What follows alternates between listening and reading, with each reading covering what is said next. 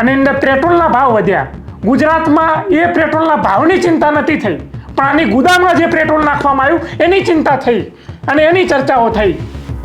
એટલી હદે આ મુદ્દો ચર્ચામાં આવ્યો અને હવે ભાઈ ફસકી ગયા. કહે છે કે ના ના ના ના મારે નહીં, અને ક્યાં એવો કઈ જાની દુશ્મની હતી. ઉશ્કેરણીમાં આવી ગયો તો હું તો કોકના. કોની ઉશ્કેરણીમાં આવી ગયા હતા ભાઈ? તમે નાનું કકલું છો, ખબર ના પડે કે તમે ઉશ્કેરણીમાં આવી ગયા? પાદવાની પહોંચ ના હોય તો તોપખાનામાં નામ લખાવા ના જવાય. ગુજરાતીમાં આ લોક કહેવત છે.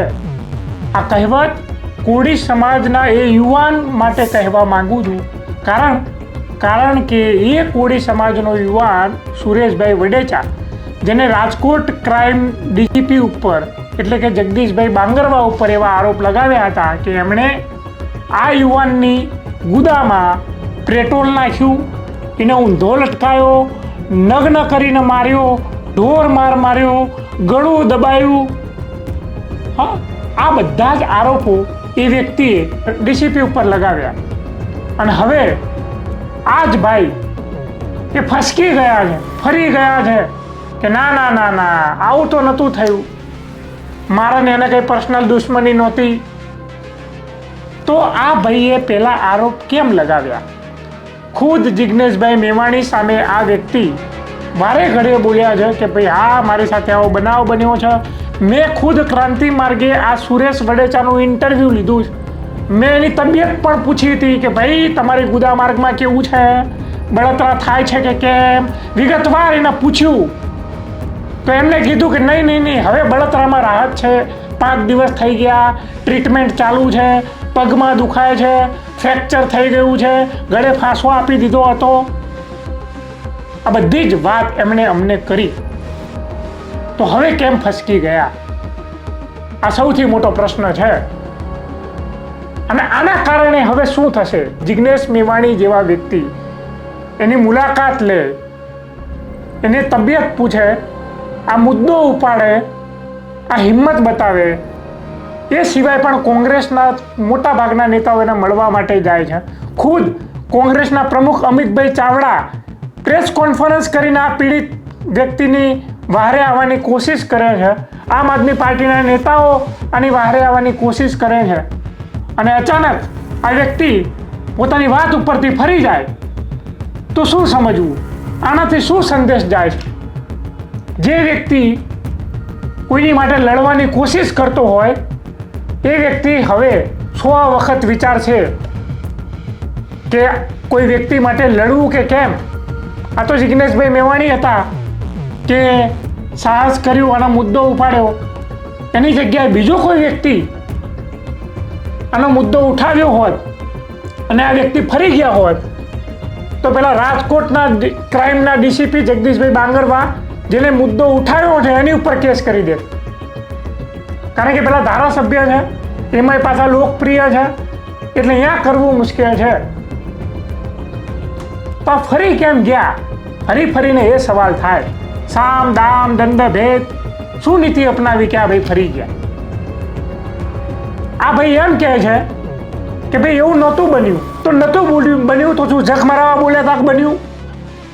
ઉશ્કેરણીમાં આવી ગયો તો હું તો કોકના. કોની ઉશ્કેરણીમાં આવી ગયા હતા ભાઈ? તમે નાનું કકલું છો, ખબર ના પડે કે તમે ઉશ્કેરણીમાં આવી ગયા? તમે મેડિકલ રિપોર્ટ કઢાયા, તમારા પગમાં ફ્રેક્ચર આવ્યું, એ બધું કેવી રીતે આવ્યું? અને તમે ત્યારે ખોટું બોલી શકો છો તો અત્યારે તમે જે બોલ્યા છો એ કેટલું સાચું છે? તો એનો ખોટું ના માની શકીએ?